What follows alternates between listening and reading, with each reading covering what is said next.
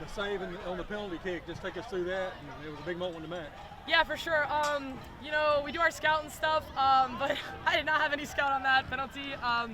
But, you know, my teammates take PKs on me all the time, and I just noticed when she was coming, it looked like she was going to favor her left side, so I went ahead and cheated, so if she was going to go there, I was there. But, you know, last minute she switched to her right, and I just already had my momentum going, and I just flew across and got it. Third clean sheet in SEC play. What does that mean to you personally as part of this defense? It means a lot. I've got a great goalkeeper union. My coach Kat, my teammates Grayson and Jenny. We have some really hard training sessions together, and I'm just happy that we can get this win together. Clean sheets for the GKU is always a success for us, so happy we can do that. Mary Alexander will take 30 days here. Can you kind of tell us like how you kind of get into the mindset when you're in a penalty kick moment? Like how do you stay focused? Yeah, I think you have to lock in pretty quick. I think especially when they went to go review it to see if it was a PK or not, you just kind of already have to assume it's going to be one. And I just, you know, I let my team do their talk or whatever, but I just stayed off to the side and I just started preparing myself. And to me, that's just like staying quiet, kind of getting my like mental prepared. You know, I kind of like imagine in my head, like if I'm going to dive right, like how am I going to go? Am I going to go in the air, on the ground? Am I going to go left, up, or on the ground? And when it came to it, I just slowly got to my spot. Done it a million times. My teammates score bangers on me, so you know they've given me some training. Yeah, I look them in the eyes, and from there I just feel locked in. Usually does it for me. It seems like this team really likes late drama for some reason. Oh What is it like experiencing that on your end, but also, you know, experiencing the finale, you know, the inevitable Allie Perry goal? I think this is just sports. Like this is why we do it. I mean, like the beginning was not what we wanted, and we got exactly what we wanted out of the end of it. We wanted to win today. We wanted that cup, and we got it. Now, did we have to fight for it a really long time? Yes, but I mean, this is what makes it worth it. This is what makes this team worth it, and just playing soccer in general. Talk us through, I guess, your role on set pieces, but that one in particular where it's nothing really goes to plan, but the ball's still in play. I mean, I think my role is always to get in and be an option on set pieces, but regardless of whether the ball actually gets served in or not, regardless of what we decide to play, it's always giving my 100% and like being where I need to be. And in that case, it was just exactly that. Like I went in and I did my job, and as results followed. What does it mean to keep the Magnolia Cup here for the 6th straight year? I mean, I know it's the first time in history that a team's had it for 6 years, so it's always just amazing to be able to do something like that. It means a lot to us because, you know, it's a huge rivalry in state. So even as a transfer coming in and everything, it just means the world. Winning it last year, winning it this year, hopefully to keep on winning it for the future years too.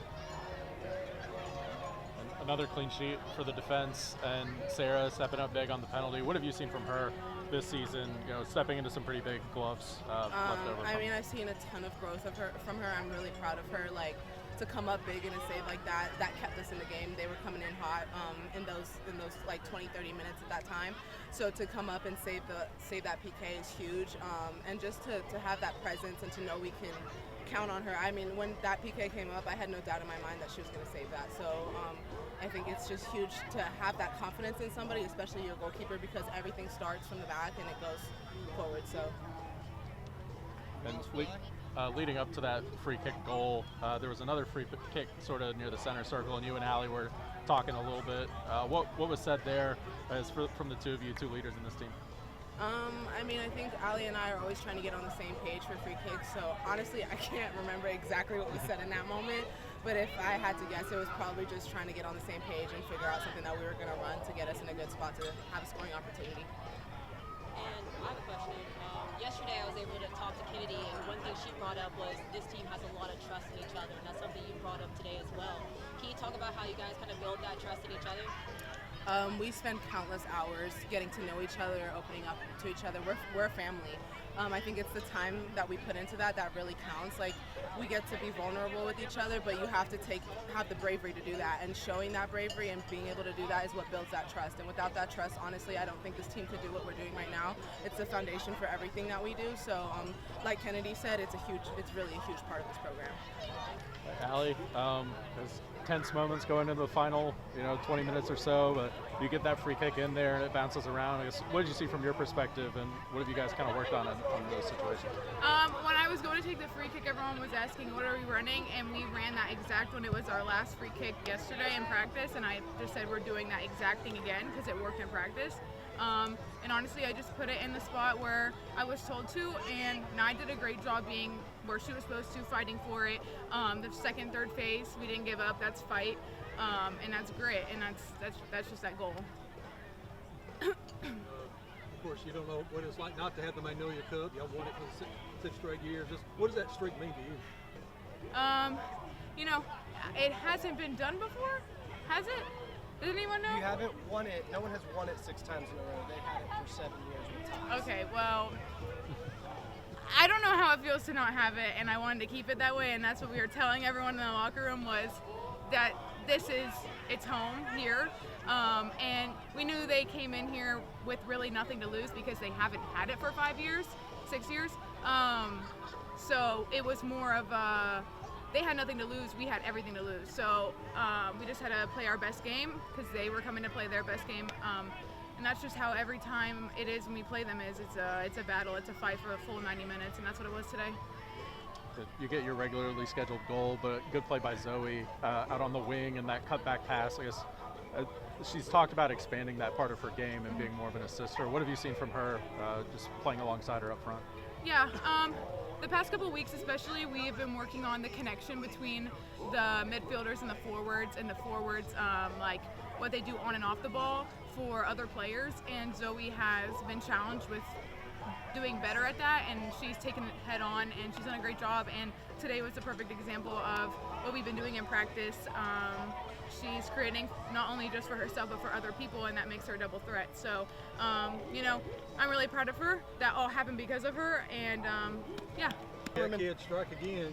Last 13 minutes, they got the job done. Yeah. How you feel about it? Yeah, I mean, I'm glad it's over. But no, I mean, really, really proud of the girls. You know, I mean, thought we started the game really well, and then we had that lull. We kind of lost our way a little bit, and then, you know, at halftime the message was, you know, this means something, you know, and with so many new players, you know, that haven't been a part of this, I think they understood that, you know, you're going to get Ole Miss's very, very best, and, you know, credit to the players. They kept going, they kept grinding, and, you know, you had 16 shots to their 0 in the second half, and I think we turned it up a notch, and, you know, really, really proud of them. The way that you guys want to play, where you're keeping the ball, you're building up from the back. Naya and Hannah, obviously a big part of that, but having Naya as someone who can get forward as an option as well on those set pieces, how big was that for you? Yeah, I mean, she scored early in the season. You know, it's something that we've put an emphasis on, you know, this whole entire week. You know, how can we be more dangerous on, you know, the chances that we're getting, set pieces especially. You know, I mean, that's another phase of the game, and it's something that, you know, we're continuing to evaluate and want to keep working at. So, you know, Naya in there, I mean, she does it in training. So we were like, who scored that? It was just a scrum. And then they're like, nah, and I was like, figures, because it was smoked into the net. So we figured it was not. The save by Sarah on the penalty kick. Yeah. That turned out to be real big, because you don't know. Yeah, no, it's always big. I mean, because then, you know, you go into half potentially down 1-0, and that next 45 is totally different. So we acknowledge that at half, you know, a big-time moment, and this is what the Magnolia Cup then comes down to. You know, since I've been here, it's always key moments, and it's a moment of magic, it's a moment of brilliance, whether it's defensively or offensively, and so, you know, fortunate that, you know, we were on the right side of it. And the last 4 years, not just wins, but clean sheets in these games as well, but like you said, they do become those sort of physical battles. What does it say about this program that they've been able to win those kind of games? Yeah, I mean, I think it's awesome. You know, I think it's something that's really, really important for our group, because all week we talked about the process, you know, process, and, you know, until you're in these moments, in these games, and then going out and delivering the performance, you know, it's so big. So, you know, again, just a total team effort. Really, really proud of the staff and the players. You know, we were intentional with how we prepared, and really, really happy with, you know, with the performance tonight. And Coach Mary Alexander would take 30 here at Mississippi State. Obviously, weren't able to get things rolling until really the kind of second half. So, as a coach, what are you telling your girls to keep them focused, keep them in the game? Yeah, I mean, you know, we said it. We felt we came out in the first 15 minutes. I think we had 5 or 6 shots. You know, 9-10 minutes in, and then, you know, you kind of get lulled to sleep a little bit. And in the second half, it's, you know, we train against male practice players in training that press, and it's just having the bravery and the confidence to go out and do what we've trained. And you know, we challenged them to get after it right away, and I think we started the half really, really well, and then kind of grew into it, and we felt like it was coming.